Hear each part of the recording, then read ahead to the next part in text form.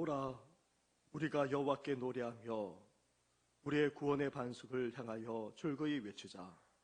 여호와는 크신 하나님이시요 크신 왕이시기 때문이로다. 오직 여호와는 그 성전에 계시니 온 땅은 그 앞에서 잠잠할지니라. 아멘.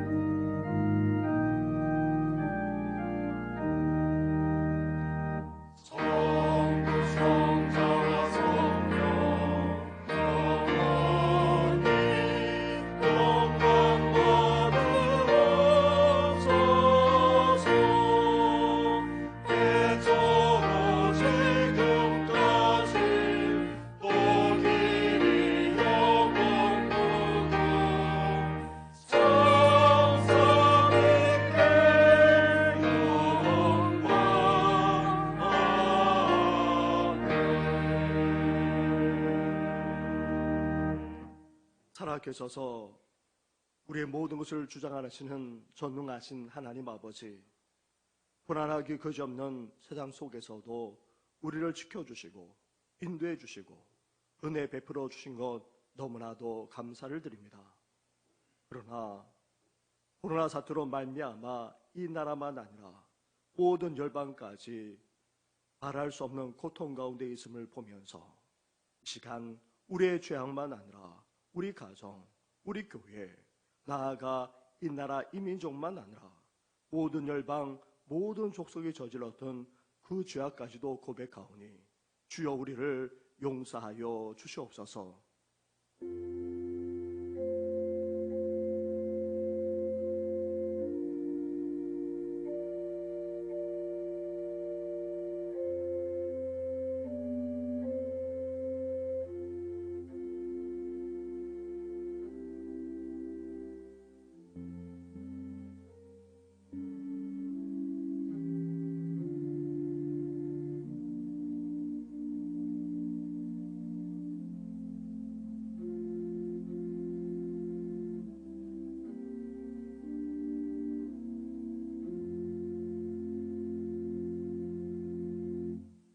회개하며 고백하는 우리에게 주시는 하나님의 말씀이 여기 있습니다.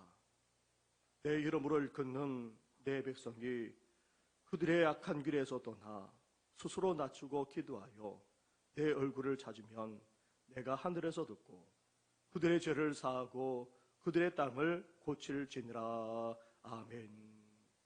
이제 사도신경으로 우리 신앙을 고백하오니 나는 전능하신 아버지 하나님 우주의 창조주를 믿습니다. 나는 그의 유일하신 아들 우리 주 예수 그리스도를 믿습니다. 그는 성령으로 잉태되어 동정녀 마리아에게서 나시고 본디오 빌라도에게 고난을 받아 십자가에 못 박혀 죽으시고 장사될 지 사흘 만에 죽은 자 가운데서 다시 살아나셨으며 하늘에 오르시어 전능하신 아버지 하나님 우편에 앉아 계시다가 거기로부터 살아있는 자와 죽은 자를 심판하러 오십니다. 나는 성령을 믿으며 거룩한 공교회와 성도의 교제와 죄를 용서받는 것과 몸의 부활과 영생을 믿습니다. 아멘.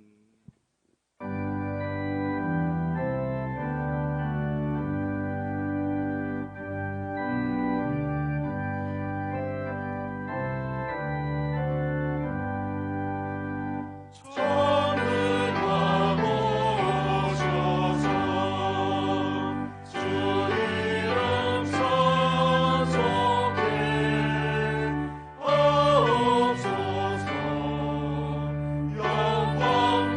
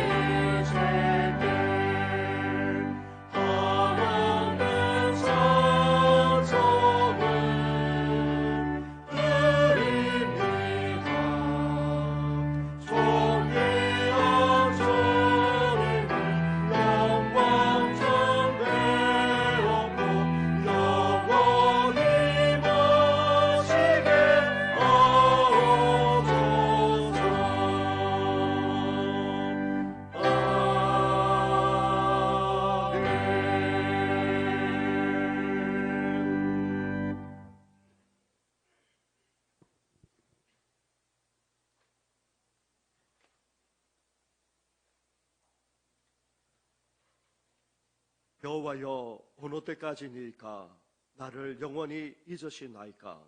주의 얼굴을 나에게서 어느 때까지 숨기시겠나이까. 나의 영혼이 번민하고 종일토록 마음에 근심하기를 어느 때까지 하오며 내 원수가 나를 치며 자랑하기를 어느 때까지 하리이까. 여호와 내 하나님이여 나를 생각하사 응답하시고 나의 눈을 밝히소서. 두렵건대 내가 사망의 잠을 잘까 하오며 두렵건대 나의 원수가 이르기를 내가 그를 이겼다 할까 하오며 내가 흔들릴 때 나의 대적들이 기뻐할까 하나이다. 나는 오직 주의 사랑을 의지하여 싸우니 나의 마음은 주의 구원을 기뻐하리이다. 내가 여호와를 찬송하리니 이는 주께서 내게 은덕을 베푸심이로다. 아멘.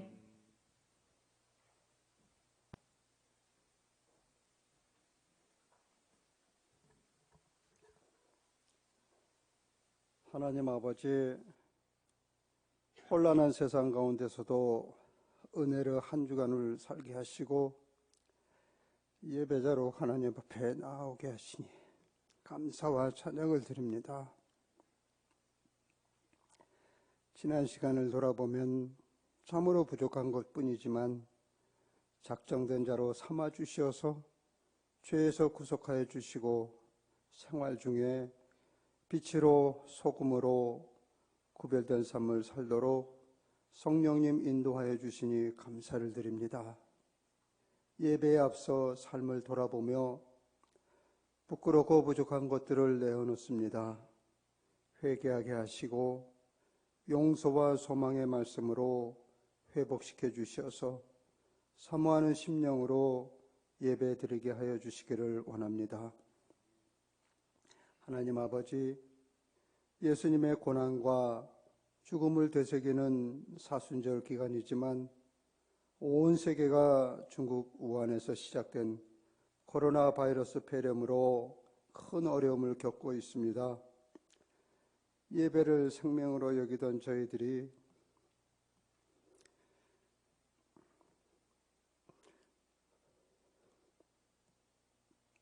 소수가 모여 예배드리고 많은 교우와 교회가 생각지도 않았던 영상으로 예배를 드리는 실정입니다.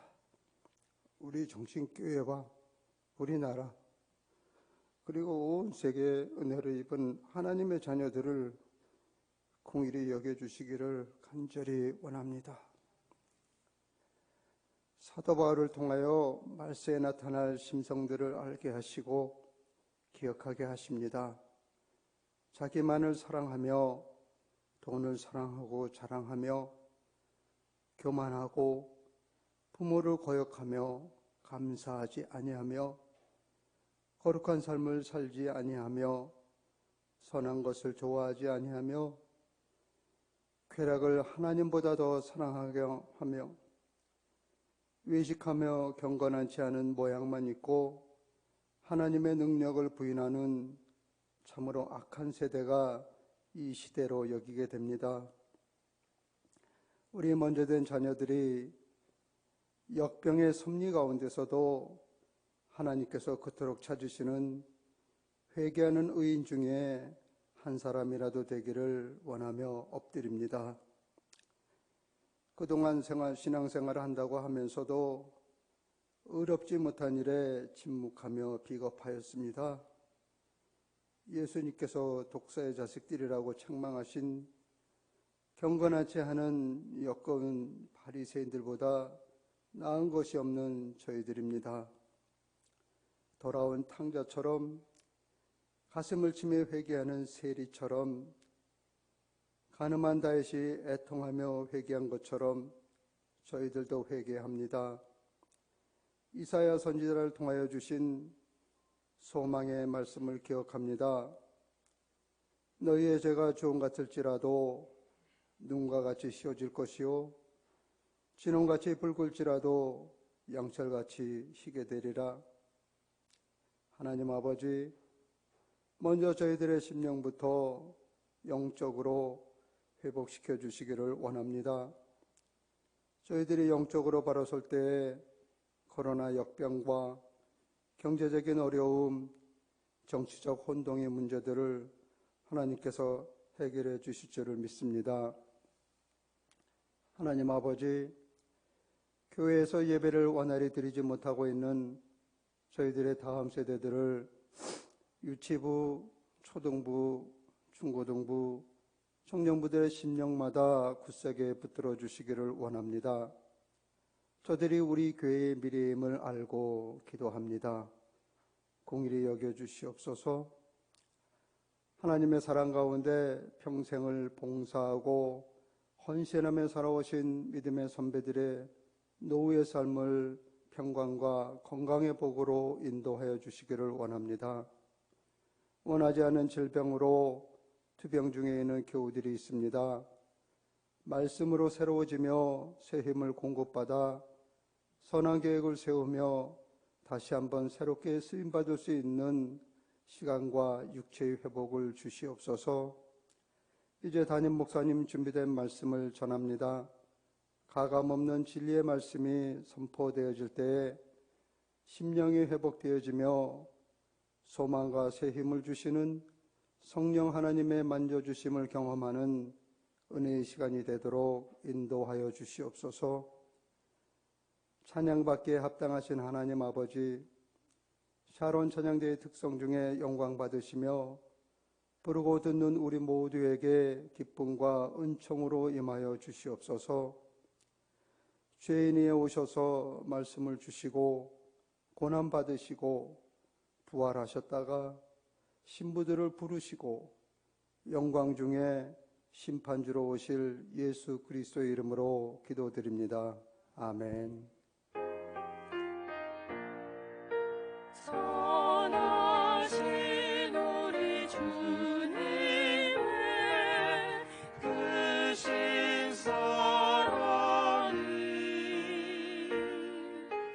이 가운데 걸어갈 때도 인도해 주시네 나의 주님.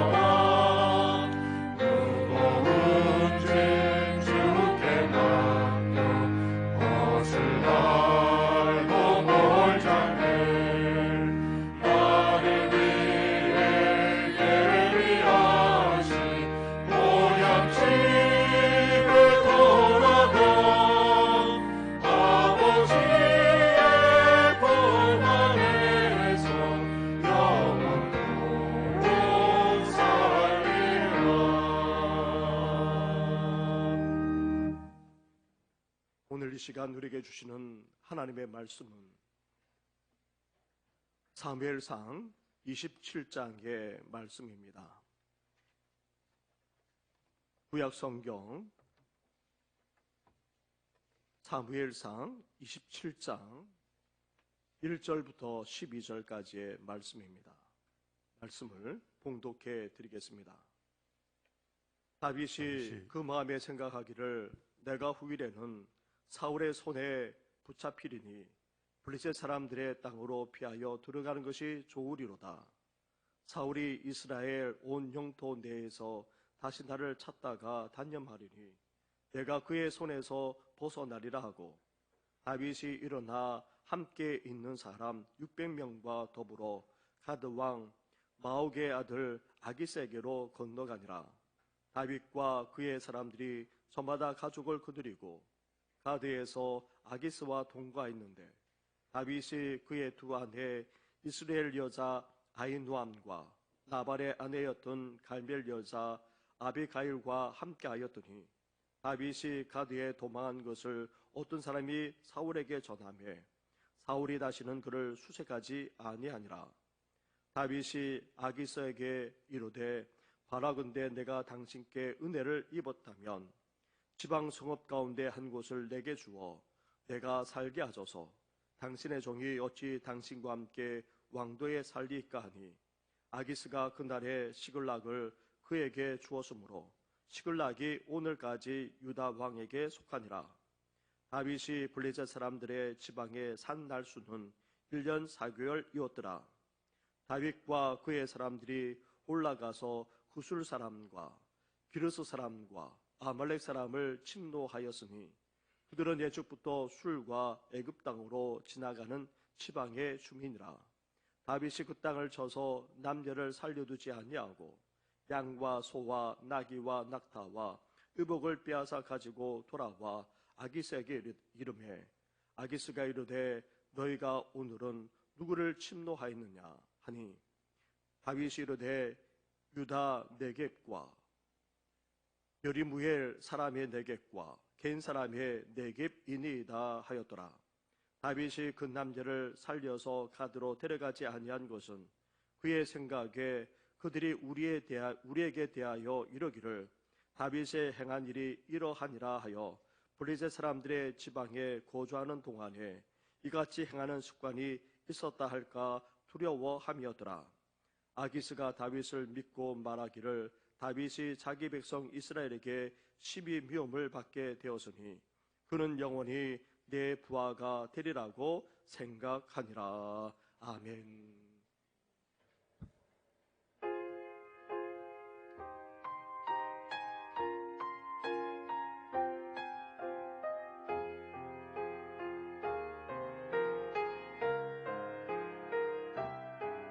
우리에게 오신 예수 사랑의 구주, 베들레헴 작은 고을 누추한 곳에 구주 오셨네.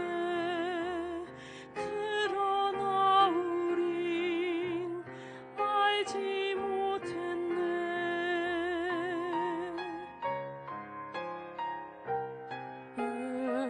은혜로우신 주 사랑 보이사 우리 지키시고 인도하셨네. 그러나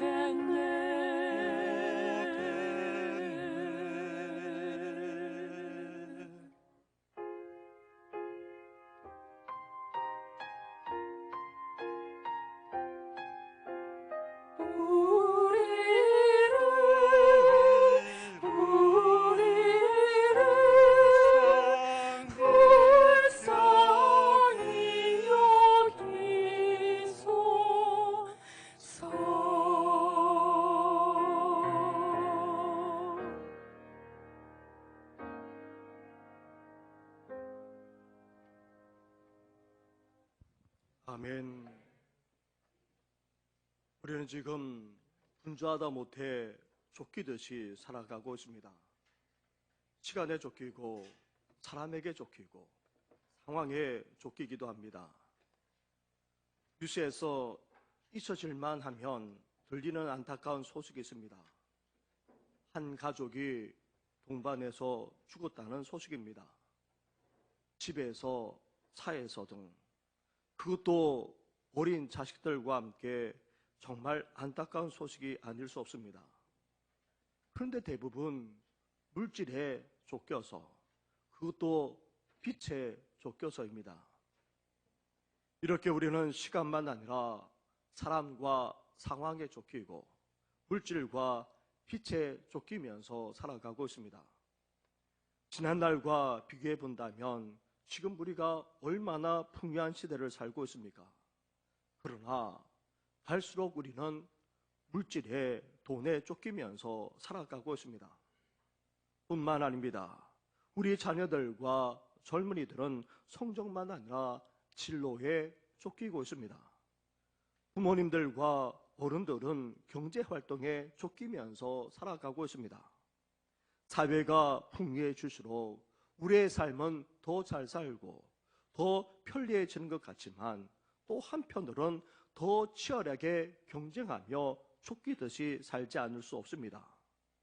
크게다가 이제는 코로나라고 하는 병마에까지 쫓기면서 우리는 살아가고 있습니다. 그러다 보면 우리의 삶은 어떻게 되고 맙니까? 답답하게 됩니다. 무언가에 짓눌리게 됩니다. 불안하기도 하고 자신감도 잃을 뿐만 아니라 심지어 짜증이나 화가 솟구칠 때도 적지 않습니다. 이렇게 쫓기는 삶을 살게 되면 우리 몸도 우리 마음도 나아가 우리 감정과 의지만 아니라 우리 영혼까지 피폐해지게 되는 것입니다. 쫓기는 삶을 계속 살게 되면 생각하는 것보다도 그 피해는 심각합니다. 우리 인생을 제대로 펼쳐보지도 못한 채 쪼그라들게 됩니다. 피곤한 인생, 지친 인생, 결국 소란 인생으로 전락하고 말게 됩니다. 우리는 살아가는 한 쫓기듯 살지 않을 수 없습니다. 그렇다면 쫓기는 인생을 살면서도 허비하지 않고 초라하지 않은 그런 인생이 되려면 어떠해야 합니까? 쫓기듯 살아갈 수밖에 없는 이런 인생 속에서도 우리 인생이 망가지지 않고 오히려 성숙할 뿐만 아니라 승리하는 삶을 살리면 어떻게 해야 하는 것입니까? 우리는 이를 다윗에게서 배울 수 있습니다. 다윗은 그 누구보다도 쫓기면서 살아왔습니다. 하나님의 기름 부심을 받고 골리앗을 물리치는 등 승승장구하는 인생을 살았습니다. 하지만 그 이후 사울 왕에게 오랫동안 쫓기는 신세가 되고 말았습니다. 1년, 2년 정도가 아닙니다. 무려 10년이나 계속되었습니다. 이렇게 오랫동안 도망 다니다 보니 다윗도 지치지 않을 수 없었습니다. 도망치는 생활 속에서도 하나님의 도우심과 보호하심을 여러 번 체험했지만 사울 왕을 피해 더 이상 도망칠 곳도 없었습니다.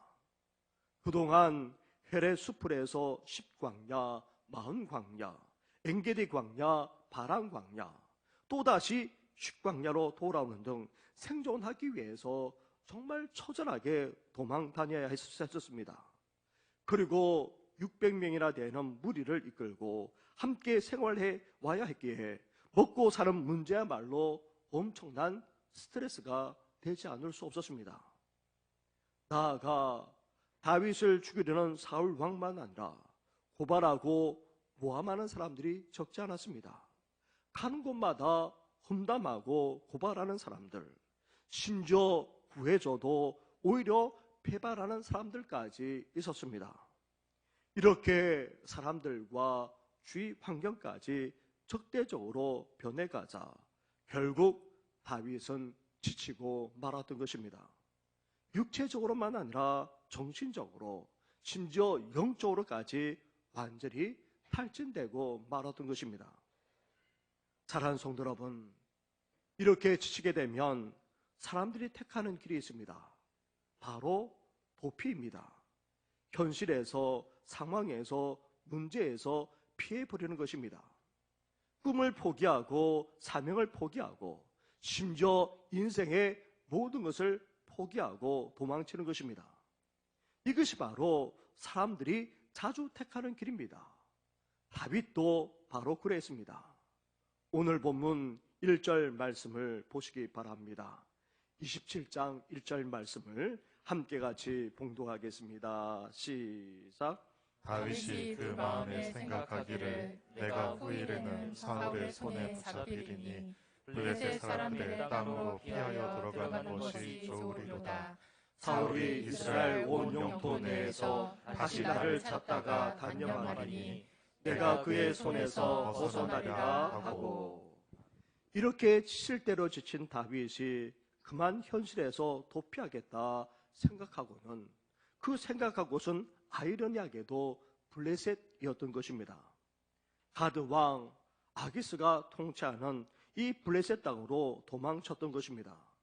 왜냐하면 추격하고 도망치는 이 모든 상황의 키, 열쇠는 다름 아닌 사울 왕이 쥐고 있었기 때문입니다.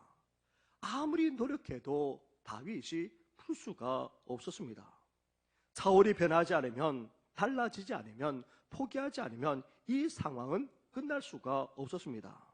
그래서 다윗은 사울 왕의 통치가 미치지 않는 바로 이 블레셋 땅으로 들어가는 것 외에 다른 방도가 없다 생각했던 것입니다.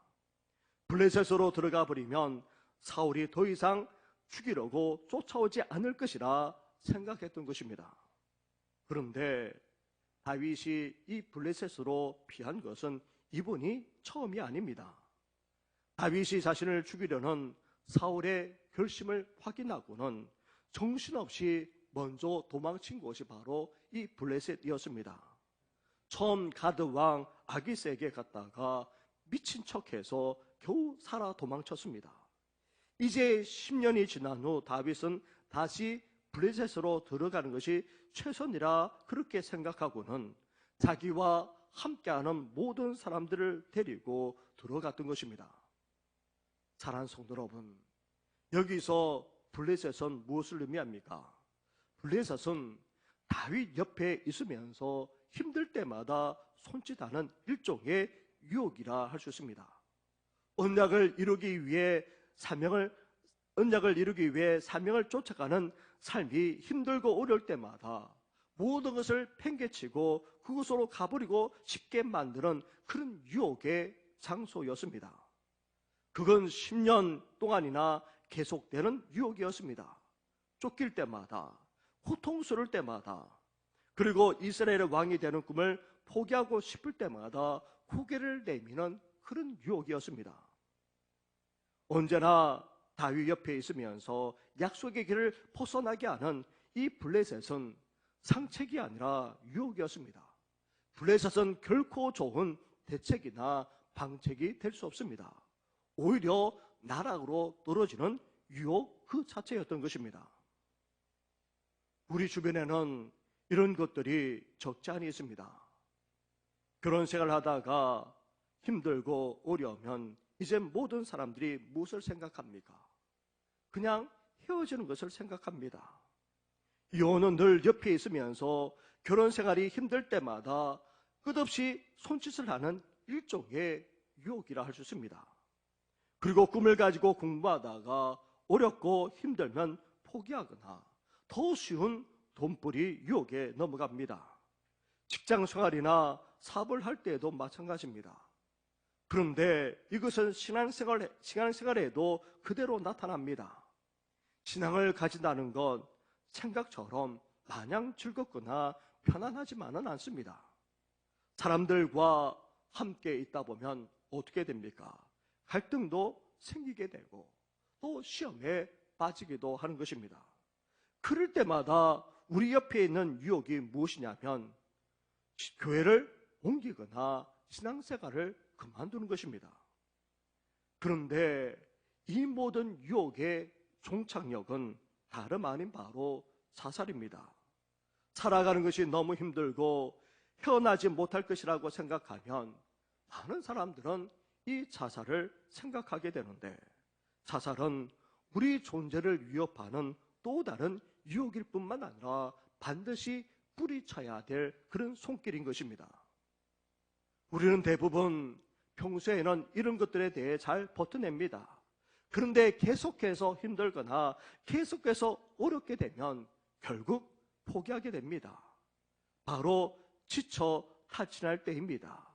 이렇게 되면 유혹과 타협하기 시작하게 됩니다. 그냥 포기하자, 그걸 받아들이자, 가버리자, 이게 최선이지, 그렇게 생각하고는 행동에 옮기게 되는 것입니다. 그때가 바로 우리 인생에 있어서 최대의 위기가 아닐 수 없는 것입니다. 사랑하는 성도 여러분, 이 세상을 살아가는 한, 그리고 우리가 부름받은 자로서 살아가는 한, 지치거나 힘들고 피곤하지 않을 수 없습니다. 따라서 도피하고 싶은 그런 유혹이 계속 찾아옵니다. 이런 위기의 순간에 도피하고 싶은 그 유혹대로 결정하고 행동해서는 안 됩니다. 우리는 믿는 자답게 하나님의 뜻이 어디에 있는지 묻고 물어야 합니다. 이런 위기의 순간에 우리는 힘든 현실만 바라보는 것이 아니라 우리는 지나온 과거를 돌이켜볼 수 있어야 합니다. 하나님이 우리와 어떻게 함께 하셨고, 어떻게 지켜주셨고, 어떻게 인도하셨는지 우리는 돌아볼 수 있어야 합니다. 그러면서 또한 우리 인생을 향한 하나님의 계획, 하나님의 뜻이 무엇인지 다시 한번 확인할 수 있어야 합니다. 그런 가운데 우리는 하나님의 뜻, 하나님의 음성을 들어야 합니다. 하나님의 말씀에 귀 기울이기까지 해야 됩니다. 하나님이 어떻게 하기를 원하시는지 우리는 말씀을 보고 또 볼 뿐만 아니라 말씀의 인도함을 받아야 하는 것입니다. 그렇지 않으면 믿는 우리 또한 인생의 최대 위기에 직면하지 않을 수 없는 것입니다. 다윗이 블레셋으로 건너갔다는 것은 이제 다윗이 이스라엘의 왕이 될 가능성이 아예 없어졌다는 그런 의미입니다. 블레셋은 이스라엘의 철천지 원수이기 때문입니다. 사울 왕도 이제 끝났다 생각했습니다. 오늘 본문 4절 말씀을 보시기 바랍니다. 우리 4절 말씀을 함께 같이 하겠습니다. 시작. 다윗이 가드에 도망한 것을 어떤 사람이 사울에게 고함해 사울이 다시는 그를 수색하지 아니하리라. 이렇게 다윗이 블레셋 땅으로 건너간 것은 사울의 위협에서 벗어나는 정도가 아닙니다. 이스라엘의 왕이 되는 것 자체가 아예 끝난 것이나 마찬가지였습니다. 그러나 그것은 끝이 아니었습니다. 사람들의 눈에는 끝난 것처럼 보일지 모릅니다. 그러나 결코 그렇지 않습니다. 다윗에게 언약을 준 하나님이 다윗을 향해 가진 꿈을 포기하지 않으셨고 또 그 기다림도 포기하지 않으셨기 때문입니다. 사람은 포기해도 하나님이 거두지 않으면 아직 끝난 것이 아닙니다. 하나님이 기다리고 계시면 우리는 다시 한번 꿈을 가질 수 있는 것입니다. 다윗이 비록 지쳐 블레셋으로 건너가긴 했지만, 그래서 모든 것을 다 잃은 것처럼 여겨질지 모르지만 하나님은 여전히 포기하지 않으셨기에 그곳에서도 다윗은 다시금 새로운 소망을 품을 수 있었던 것입니다. 사랑하는 성도 여러분, 믿는 우리가 때로는 고난을 견디지 못하거나 지쳐 도피한다 할지라도 우리 하나님은 어떠하십니까? 결코 포기하지 않으십니다. 누가복음 15장에 나오는 집 나간 탕자를 기다리는 아버지의 이야기가 바로 이것을 우리에게 말씀해 주고 계십니다. 아들은 아버지를 버리고 집을 나갔고 그 받은 재산까지 다 탕진하고 말았습니다. 하지만 아버지는 어떠합니까? 끊임없이 아들을 기다렸습니다. 결코 포기하지 않았다는 말입니다. 그리고 빈털터리가 된 아들은 이제 아버지를 떠올리면서 다시 꿈을 꾸기 시작했고 결국 일어나 아버지께로 돌아갔습니다. 아들을 기다리는 아버지, 그 아버지는 돌아오는 이 아들의 모습을 보자 어떻게 했습니까? 오히려 먼저 달려갔습니다. 그리고 그 아들을 품에 안으셨습니다. 그 아들의 신분까지 회복시켜 주었습니다. 그렇습니다. 하나님은 결코 포기하지 않고 기다리는 분이십니다. 온갖 죄악과 병마까지 기승을 부리고 그것이 이기는 것처럼 보일지 모르지만 결국 하나님이 승리하십니다. 하나님의 승리는 궁극적으로 믿는 우리들의 승리이기도 한 것입니다. 예수님의 부활이 믿는 우리의 부활인 것처럼 하나님의 승리가 우리의 승리가 될 줄 믿습니다. 포기하지 않고 기다리시는 하나님, 그 하나님의 승리가 우리의 승리가 장차된다는 사실을 믿고 아무리 쫓기듯 피곤하고 힘든 상황에 있다 할지라도 그것을 묵묵히 이겨나가는 우리 모든 성도들 되기를 주님의 이름으로 축원합니다. 우리는 지쳐 도피하거나 포기할 수 있습니다. 그러나 하나님은 결코 포기하지 않으시기에 우리는 궁극적으로 승리할 수 있습니다. 둘째로 쫓기는 삶을 살면서도 우리가 오히려 성숙해지고 승리하는 비결은 어디에 있습니까? 다름 아닌 바로 하나님의 기다리심에 있습니다. 그냥 정신없이 쫓기며 사는 사람은 그야말로 모든 것을 잃어버리게 되어 있습니다. 그러나 하나님의 사람들은 쫓기면서도 성숙해지게 되는데 그 이유 중에 하나가 포기하지 않고 하나님께서 기다리시기 때문입니다. 기다림을 포기해버리면 그것은 다 잃는 것이 됩니다. 무엇이 끝나고 맙니다. 그러나 끝나지 않고 기다리는 한 쫓기면서도 오히려 성숙해질 수 있습니다. 쫓기면서도 오히려 승리할 수 있단 말입니다. 기다림은 현실과 아무런 상관이 없습니다. 기다림은 이성적인 것과는 아무 관계가 없습니다.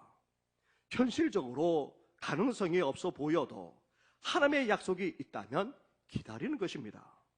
그 누구도 기다리는 사람을 막거나 간섭할 수 없습니다. 하나님의 약속이 있는 한 아무리 상황이 끝난 것처럼 보인다 할지라도 그것은 끝난 것이 아닙니다. 하나님이 포기하지 않는 이상, 하나님이 기다리는 이상 끝난 것이 아님을 우리는 오늘 다윗에게서 다시 한번 확인할 수 있게 되는 것입니다. 그렇다면 다윗은 이 시글락에서, 이 블레셋 땅에서 기다림의 시간을 어떻게 보내고 있습니까? 오늘 본문 11절 말씀을 보면 다윗의 행보가 잘 나타나 있습니다. 우리 11절 말씀을 함께 같이 봉독하겠습니다. 시작. 다윗이 그 남녀를 살려서 가드로 데려가지 아니한 것은 그의 생각에 그들이 우리에게 대하여 이르기를 다윗이 행한 일이 이러하니라 하여 블레셋 사람들의 지방에 거주하는 동안에 이같이 행하는 습관이 있었다 할까 두려워함이었더라. 아멘. 이 11절 말씀을 표준 세변역으로 보게 되면 다음과 같습니다.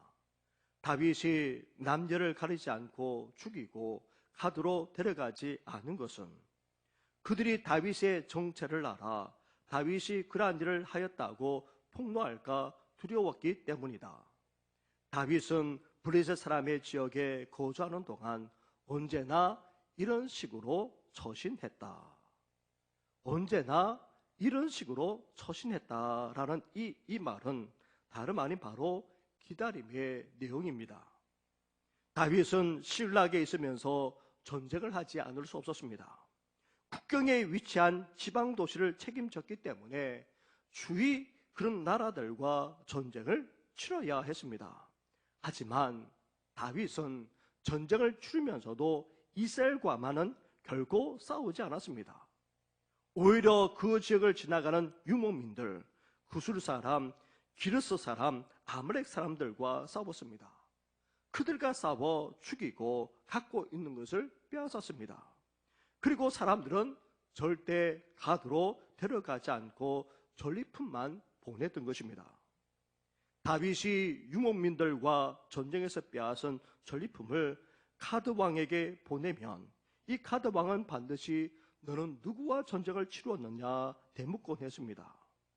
다윗이 과연 이스라엘과 싸웠는지 확인했던 것입니다. 참으로 곤란한 질문에 다윗은 거짓말을 할 수도 없고 안 할 수도 없고, 그래서 그때마다 그는 어떤 대답을 했습니까? 유다 네겝과 여라무엘 사람의 네겝과 겐 사람의 네겝이라 말했던 것입니다. 누구와 싸웠는지 말하기보다 오히려 유다 변방에서 싸웠다, 이렇게 싸움 장소를 말하면서 누구와 싸웠는지 유추하게 만들었던 것입니다. 물론 다윗은 블레셋에 속해 있는 것처럼 보입니다. 그러나 기다림이 있었기에 다윗은 결코 블레셋에 속한 사람이 아니었습니다. 아기스가 보기에는 다윗이 완전히 자기 사람, 영원히 자기 부하일지는 모릅니다. 그러나 다윗 속에 이스라엘의 왕이 되고자 하는 그런 기다림, 하나님의 약속이 이루어지는 그런 기다림이 있었기에 결코 아기스에 속한 사람이 아니었던 것입니다.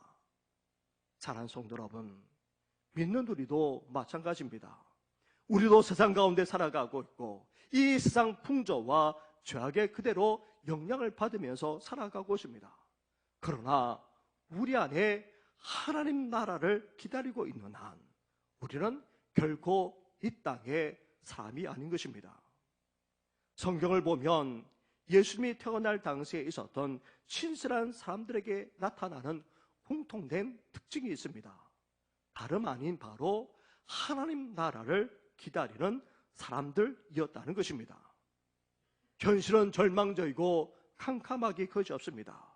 그런데도 이들은 하나님 나라, 무엇보다도 구세주가 오기를 기다렸던 것입니다. 메시아 구원자가 오기를 그렇게 기다렸던 것입니다. 현실에 절망하지 않았습니다. 여전히 소망을 품고 기다렸던 것입니다. 따라서 믿는 우리도 우리가 이 땅을 살아가면서 아무리 쫓기고 심지어 지칠 뿐만 아니라 도피하는 상황에 이르러서 우리 인생이 추락한다 할지라도 우리는 어때야 됩니까? 끝까지 소망을 품고 기다릴 수 있어야 합니다.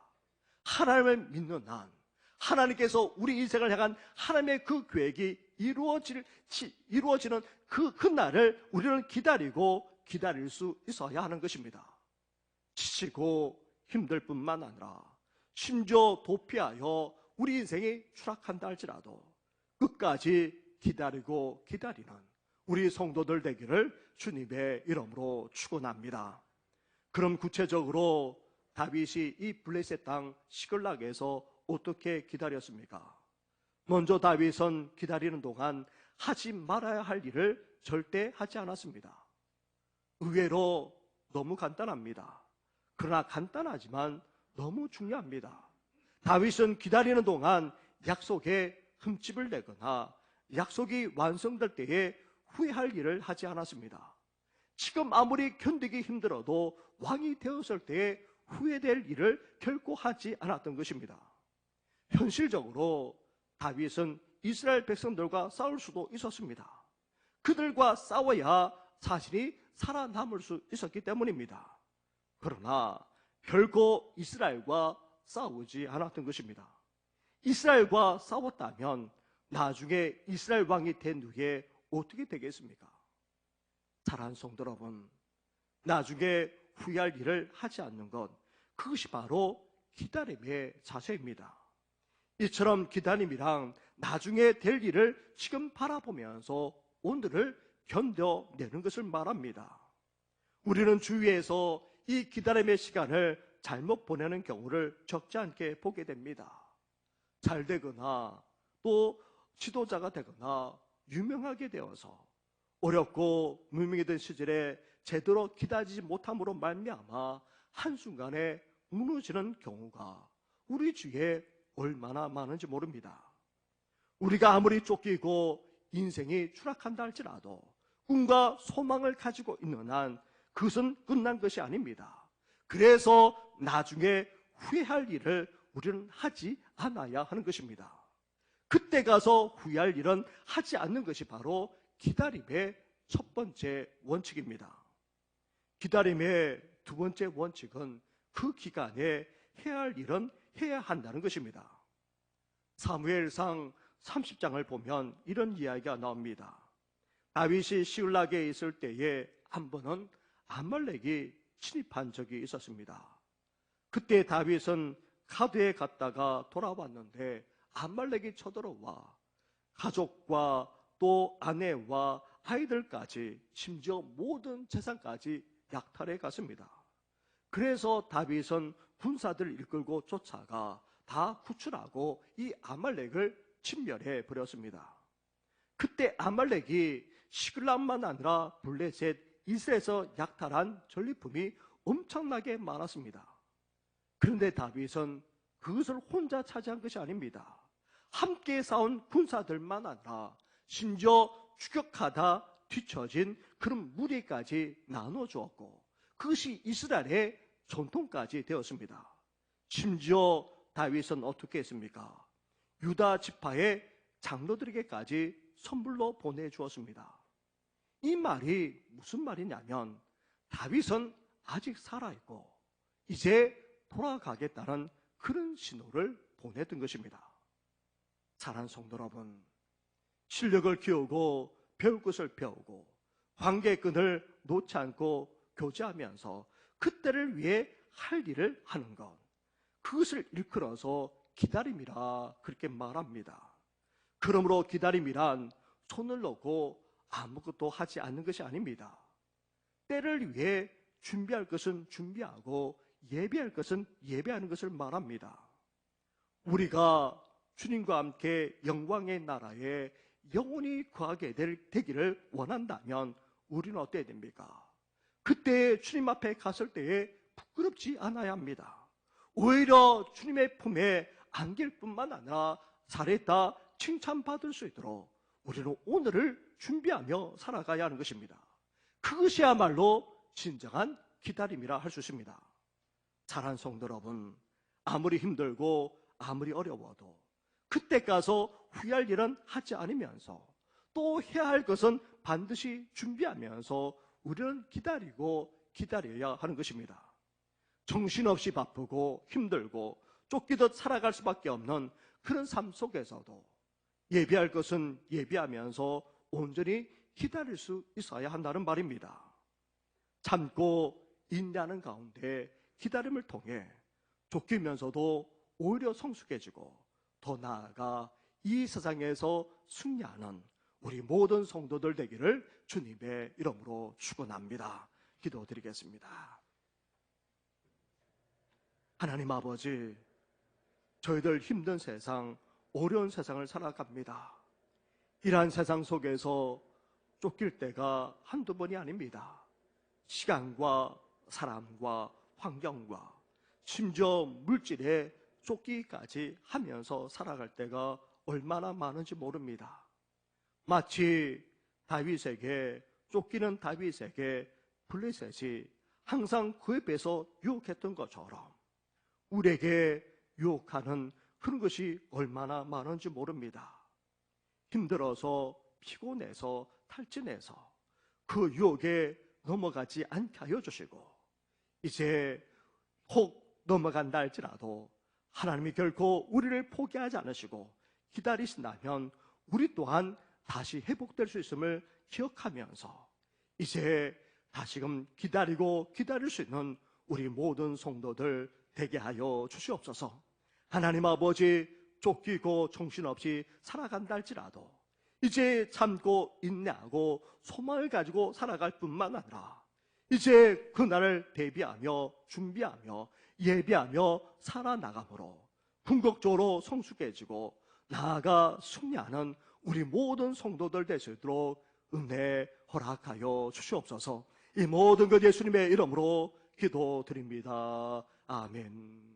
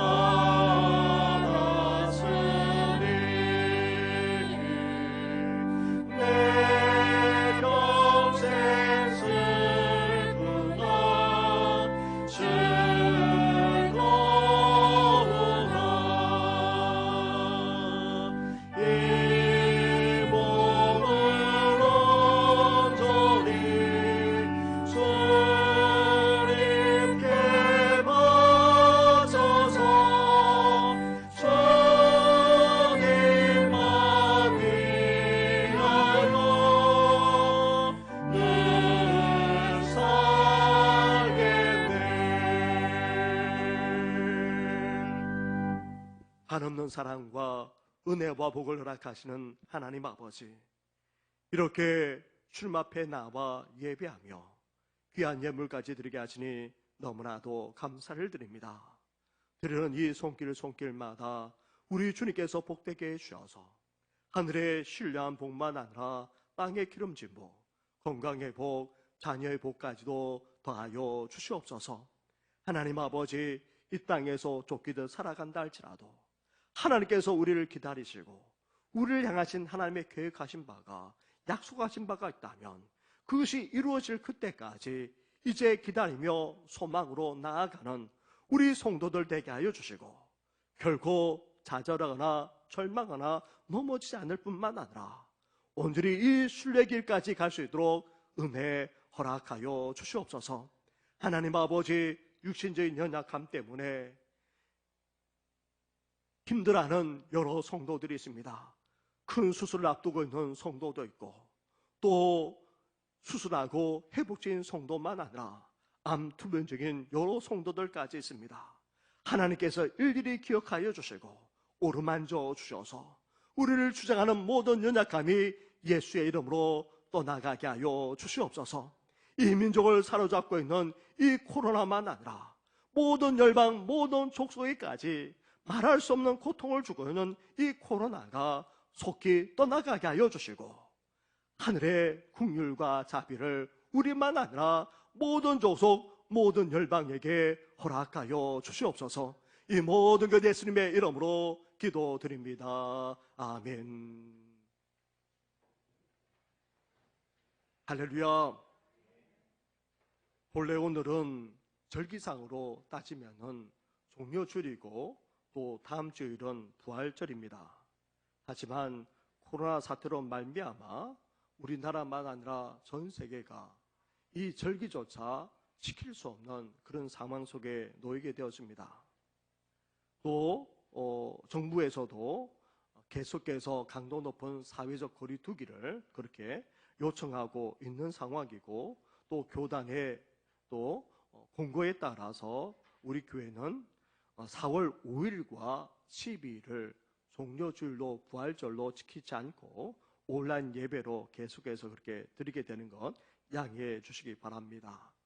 이제 한 2주간만 지나고 나면 이제 생활 방역으로 아마 전환되게 될 것인데, 그때가 되면 사회적으로 모이는데도 지장이 없겠고, 또 저희 교회도 나름대로 준비해서 성도들과 예배 드릴 때에 아무런 지장이 없는 그날이 이제 곧 올 것이라 여겨집니다. 그래서 우리 교회는 5월 3일 자체적으로 그날 부활절을 지키기로 했습니다. 가능한 한 온 성도가 다 나와서 이 자리에서 함께 영광의 예배, 감사의 예배를 드리기 위해서입니다.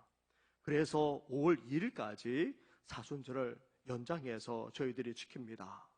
주님의 고난에 동참하는 정도만 아니라 우리나라와 모든 민족과 열방이 고통 가운데 있기에 여기에 동참하는 것이 진정한 사순절의 의미겠다 여겨져서 계속해서 우리가 또 경건에 힘써주시고 기도하는 일에도 함께해 주시면 감사하겠습니다. 그 외의 것은 우리 주보를 참고해 주시고 내일 특별히 큰 수술을 받는 성도님이 있습니다. 이를 위해서도 기도해 주시면 감사하겠습니다. 함께 일어나 찬양으로 영광 올려드리겠습니다.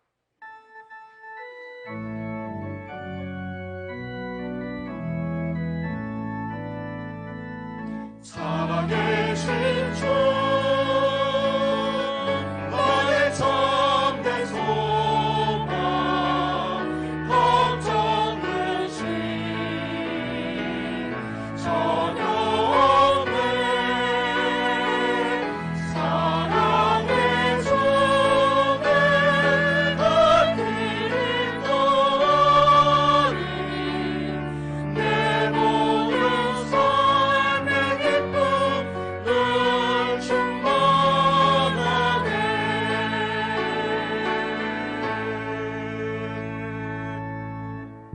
이제는 우리 주 예수 그리스도 은혜와 하나님 아버지의 사랑과 성령의 교통하심이 아무리 땅의 삶이 쫓긴다 할지라도, 그래서 도피하고 싶고 또 도피하고 싶은 그런 상황에 놓인다 할지라도 그 유혹에 넘어지지 않고 이제 우리를 기다리시고 포기하지 않으시는 그 하나님의 약속을 온전히 신뢰하면서 끝까지 기다릴 뿐만 아니라 예배하며 준비하며 살아가고자 하는 우리 모든 성도들 위해 온라인으로 예배드리는 모든 성도들만 아니라 또 우리 다음 세대 그리고 이 나라 이민족만 아니라 모든 열방 위에까지 영원토록 함께 하시기를 간절히 축원하옵나이다. 아멘. 찬양하